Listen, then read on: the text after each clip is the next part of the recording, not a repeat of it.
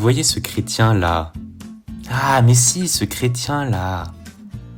Ce chrétien en retard à la messe.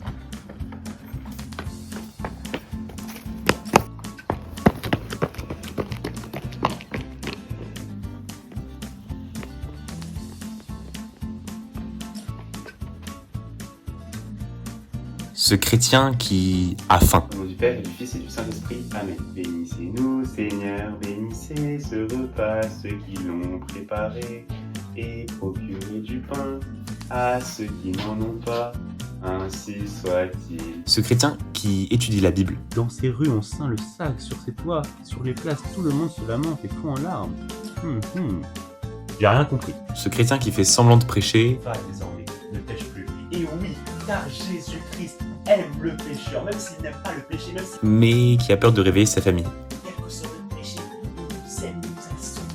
Par son sacrifice sur la croix, le Christ nous a sauvés. Ce chrétien qui a fait une séance de muscu le samedi.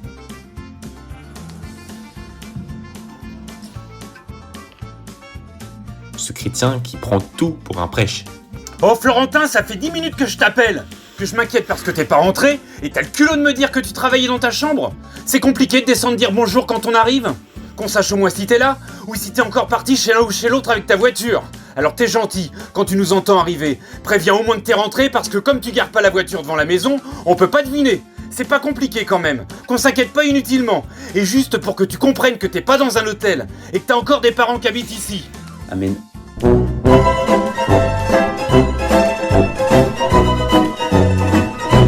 Ce chrétien avant un trajet.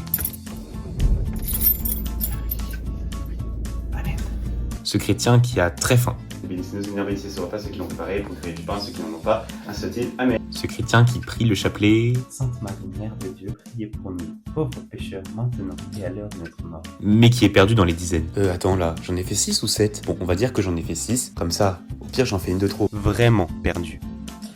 Mince, j'ai fait tomber mon chapelet. Je sais plus du tout à quelle perle j'en étais, je fais comment? On va dire que j'étais à 9.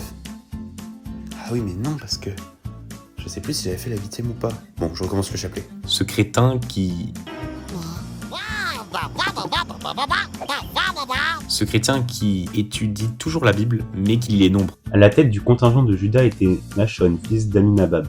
À la tête du contingent de la tribu des fils d'Issachar, selon leur unité, était Nethanéel, fils de Suar. Ils démontaient alors partir les fils de Gershon et les fils de Merari.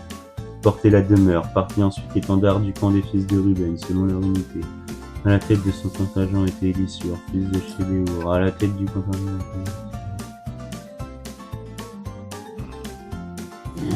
Ce chrétien qui se trompe de prière. Au nom du Père et du Fils et du Saint-Esprit. Amen. Bénissez-nous, Seigneur, bénissez ce repas, ceux qui l'ont préparé. Oula. Notre Père qui es aux cieux, que ton nom soit sanctifié. Ce chrétien qui a vraiment très très faim.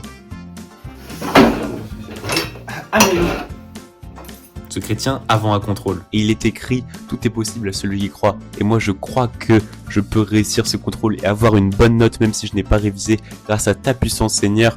Alors aide-moi à réussir. Amen. Ce chrétien qui a besoin de calme pour prier. Je vous salue Marie, pleine de grâce, le Seigneur est avec vous. Vous êtes bénie entre toutes les femmes, et Jésus, le fruit de vos entrailles, est béni.